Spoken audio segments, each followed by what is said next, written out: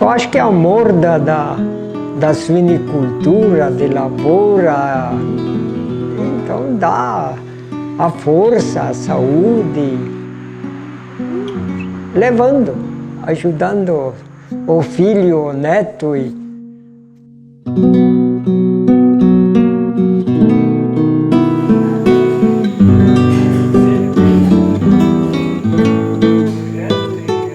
Se eu fosse para escolher assim, qual atividade parar de tocar, a última seria o swing. Pararia se não tivesse mais condição de tocar. Mas por opção de escolha ou por questão de gosto, ou uma questão de, que nem o pai falou, tá no sangue.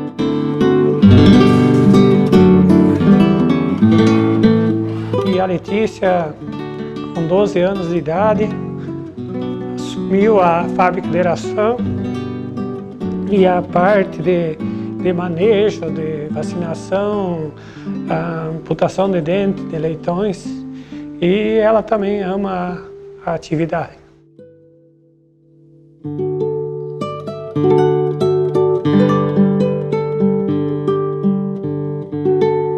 O meu pai, há cerca de 65 anos atrás, tentou se estruturar aqui nessa comunidade, nessa propriedade, e assim teve sucesso. E constituiu uma família, como eu falei, de 9 irmãos. E eu, como era um dos últimos dos rapazes, nós éramos em 6 moças e 3 rapazes, toda a família se estruturou em cima da propriedade e acabei eu assumindo aí para dar continuidade da propriedade em si, como sempre foi o básico da propriedade, a suinicultura. Sempre eu tinha um pouco de porco, não muito. Começou aquele porco do roque, daí eu comecei com aquele porco do roque, senão antes era ainda aqueles porcos de todo tipo. Mas daí já comecei e foi aumentando. E a lavoura também foi aumentando para tratar esses animais. Em 1975 a gente fez o primeiro galpão para produzir suínos para a integradora Frigorífico Chapecó. Mas depois, com a verticalização da suinicultura, as cooperativas filiadas perdendo autonomia, a gente sentiu que o que a gente tinha abordado estava indo água abaixo. Aí a gente teve uma outra opção e acabou passando para uma outra integradora.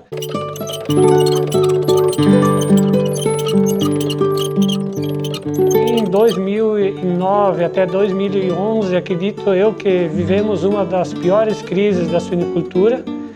Aí essa empresa integradora acabou jogando ônus praticamente só para quem estava na ponta, ou seja, o produtor. Aí eu senti que não tinha mais possibilidade de trabalhar daquela forma, porque a gente trabalhava numa pontuação de 2.0 e acabamos trabalhando um ano com essa empresa numa pontuação de 1.7. E na minha avaliação não tem como produtor de leitão trabalhar nesse índice de pontuação de preço. Aí a gente teve um desafio e deu uma reviravolta no nosso negócio. Acabamos praticamente quebrando naquela época. De 340 matrizes que a gente tinha produzindo leitões de creche, acabou nos sobrando umas 150 matrizes e ficamos com uns R$300 mil de dívida para manter o nosso negócio.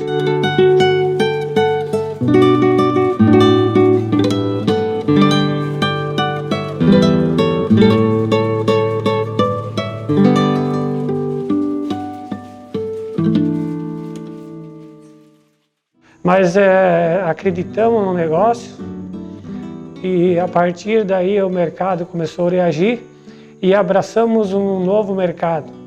Aí surgiu a possibilidade de nós estar negociando com pequenos frigoríficos, mini abatedouros, e daí passamos a produzir 50% leitão, repassando para um pequeno frigorífico terminar e o restante terminando, entregando 50 cabeças por semana para um determinado frigorífico aí, por um período de 4 anos e meio. Aí esse frigorífico teve um problema financeiro, aí justo no ano passado, no ano 2016, tivemos uma grande dificuldade aí, mas conseguimos superar. No final de 2016 conseguimos acertar com mais 2 pequenos frigoríficos. Então hoje nós temos assim uma garantia de assimilação da nossa produção.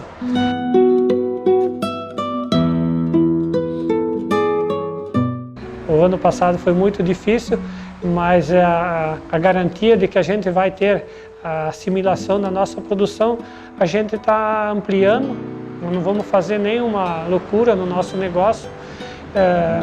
Sonhamos assim de deixar alguma coisa para as novas gerações, como o meu pai fez para mim. E estamos ampliando o nosso negócio com uma ideia de produzir em torno de 80 a 100 cabeças de suíno terminado por semana e em torno aí de 150 leitões por mês para um determinado frigorífico que faz a sua própria engorda.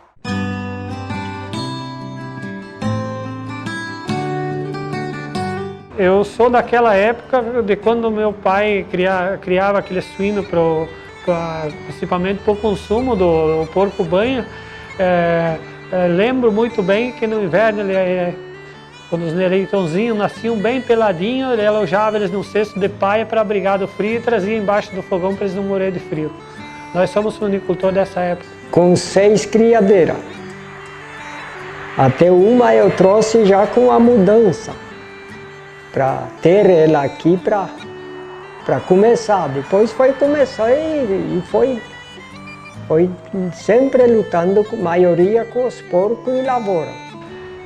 E a partir daí houve avanço da suinicultura. Já o meu pai se preocupou. Na época surgiu o porco duroc, que eu acho que já foi um avanço e na verdade o nosso melhoramento genético começou por aí. Saindo do porco-banha, meu pai adquiriu uma meia dúzia de fêmeas aí, com muito sacrifício para conseguir se aprimorar e produzir mais qualidade em termos de qualidade de carne. E a partir daí a gente primou por isso. Nos períodos que a gente foi integrado a algumas integradoras, a gente sempre procurou pegar um material genético compatível, de ponta, né? E hoje a gente trabalha independente.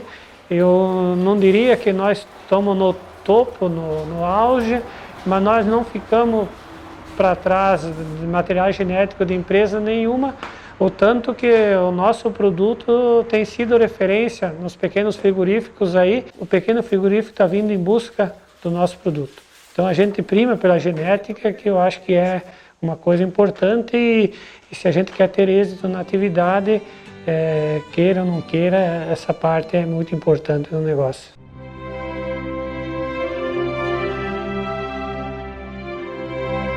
Nós somos um grão de areia nesse universo, mas nós entre toda a cadeia produtiva, entre suíno, carne, gado de corte, alguma coisa, gado de leite e alguma coisa de grão que é transformado, a gente produz em torno de 15 mil quilos de comida por semana para o povo consumir. Então eu acho que assim, acredito que está na hora de a gente ter uma estabilidade e que realmente esse povo que tem amor à camisa, a produzir alimento nos nossos municípios, nesse país, seja até contemplado a partir de agora, porque senão certamente nós vamos ter problema no futuro. Está diminuindo muito o pessoal que produz comida.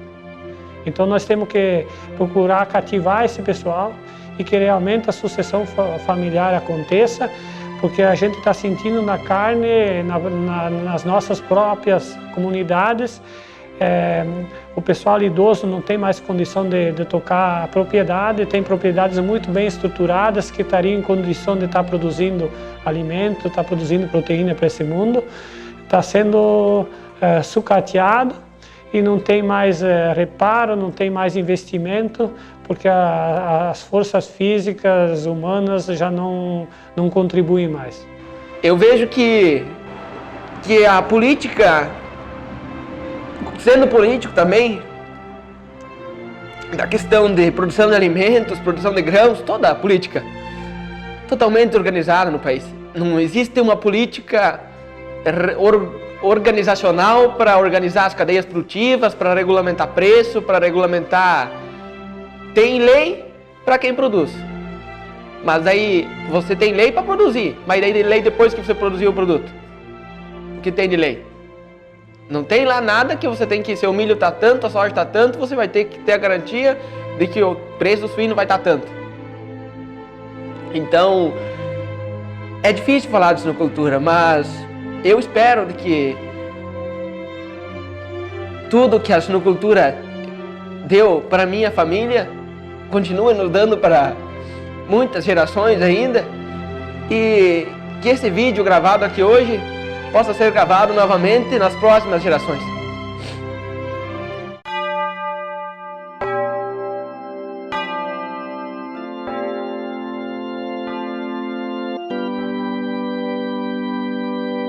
Senhor dos céus e da terra, fonte do afeto mais puro, perdão se só te procuro quando me encontro em desgraça, mas reconduz nossa raça aos valores do início, para que o teu sacrifício não tenha sido de graça. Então eu tendo 83 anos e conseguir tocar, tá aqui ainda e ter essa propriedade com outras coisas, mudar algumas coisas, quem sabe no futuro, outros investimentos também, mas ter essa propriedade e investir principalmente no suíno. Se eu fosse para escolher assim, qual atividade parar de tocar, a última seria o suíno. Pararia se não tivesse mais condição de tocar, mas por opção de escolha ou por questão de gosto, ou uma questão de, que nem o pai falou, tá no sangue. E mais um sonho que eu tenho é conseguir ter um filho e que o meu filho continue na minha atividade e que tenha os mesmos sonhos que eu e que seja uma pessoa de sucesso, melhor do que eu fui e melhor do que eu estou sendo. Deus o livre. Me ajuda, Pai, quero criar meus filhos do jeito que meu pai criou a mim.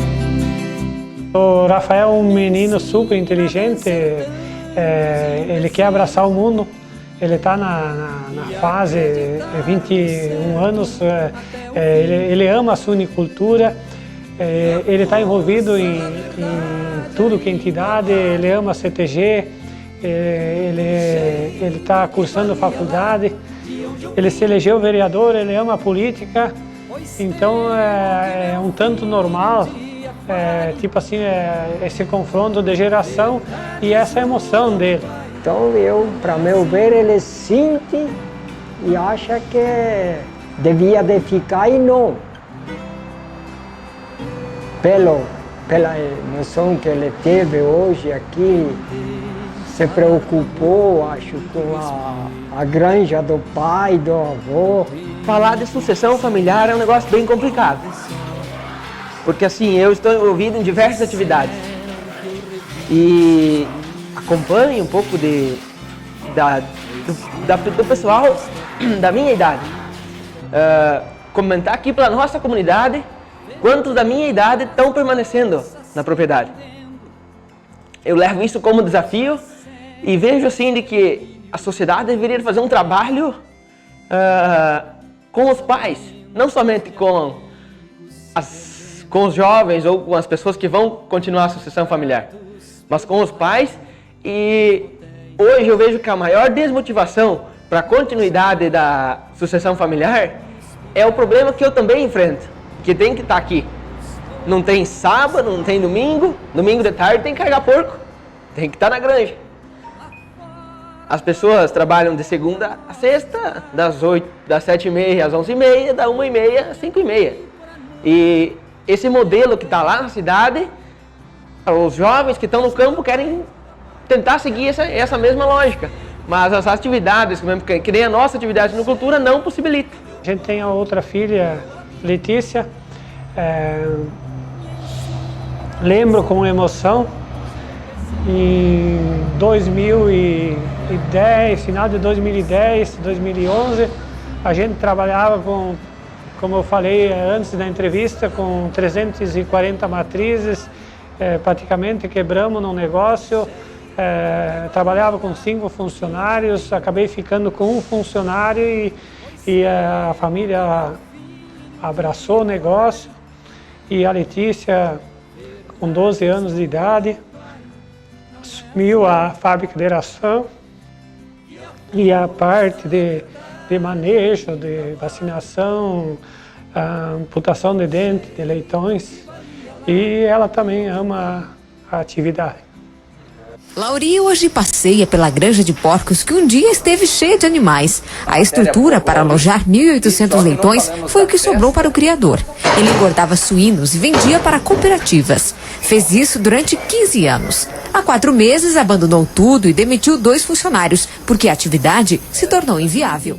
Lá no ano de 2011, então, no auge da crise da suinocultura, eu estava no colégio agrícola e um dia, conversando com um professor de administração rural, é um cara que eu admiro muito, que foi um dos caras mais inteligentes que eu conheci na minha vida, o seu Gerson Batistella, e eu disse pra ele assim, de que como é que você vê a possibilidade de um filho voltar para casa sendo de um pai suinocultor, na situação que se encontra a suinocultura, e como é que um pai vai chegar para um filho e vai dizer, vamos voltar para casa na situação. Esse mundo novo é o dos meus filhos. Como é que daí um pai, na situação que se encontra, vai chegar e vai dizer para um filho para voltar para casa e continuar a atividade da suinocultura? Com que argumento?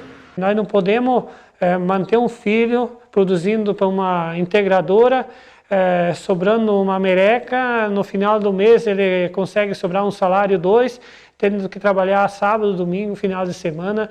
Isso, eu acho que vamos ter problema no futuro. Eu acho que as grandes agroindústrias da nossa região têm que repensar essa questão, senão nós não vamos ter sucessão no campo.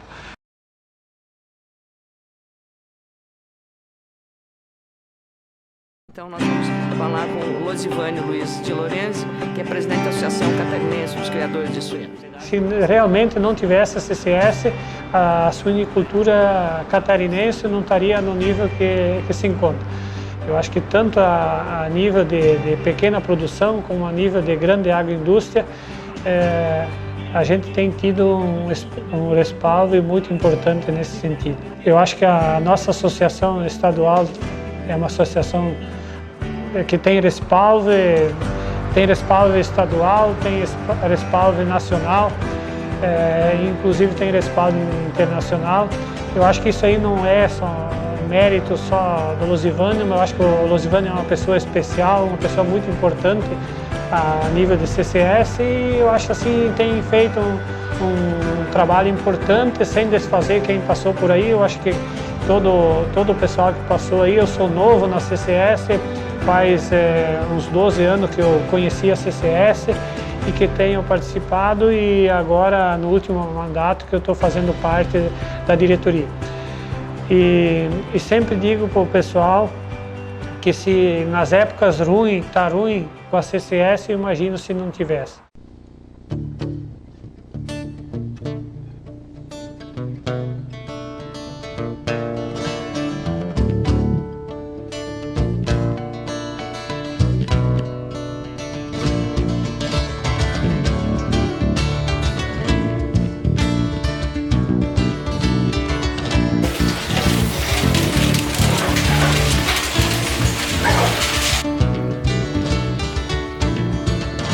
Vocês que fazem parte dessa massa. O meu pai começou esse negócio, a família toda se estruturou nesse negócio e sobrou eu para dar continuidade desse negócio. Eu da minha família foi o que menos estudei, não consegui concluir o 2º grau por amor à suinicultura.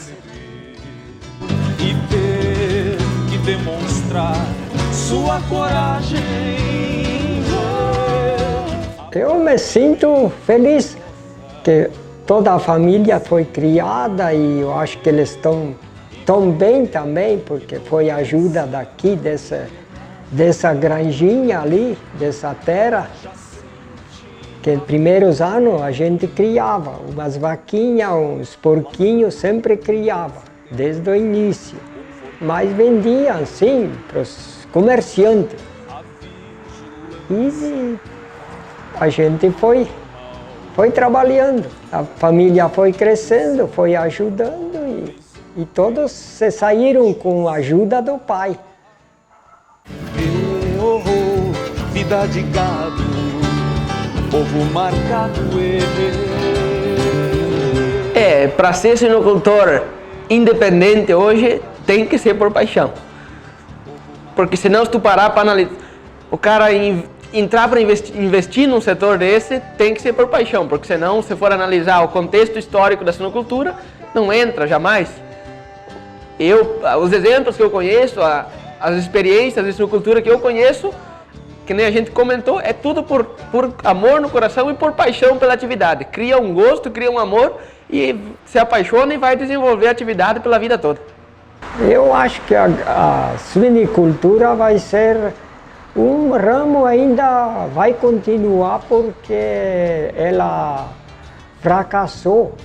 A parte da agricultura, pequeno agricultor, ele não conseguiu dar o giro. Quando ele tinha o produto de suíno, estava lá em si, não tinha preço. Depois, quando não tinha, ele subia. E a lavoura, que nem o milho também. Então, fica muito assim, descontrolado. Então, uma boa parte do suinicultor parou. E aqueles que ficaram ainda estão remando. E eu acho que vai ser bom ramo para a suinicultura. A gente acredita que a nossa família vai ter sucessão familiar.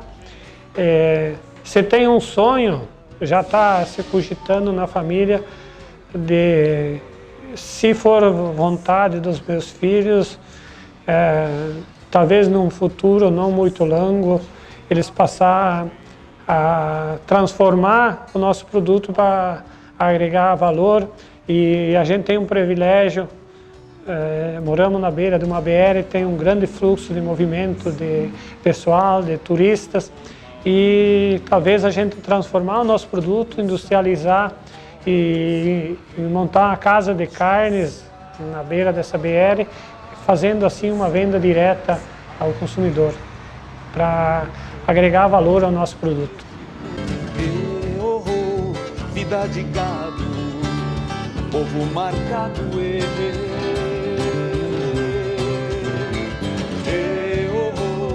Vida de gado, povo marcado.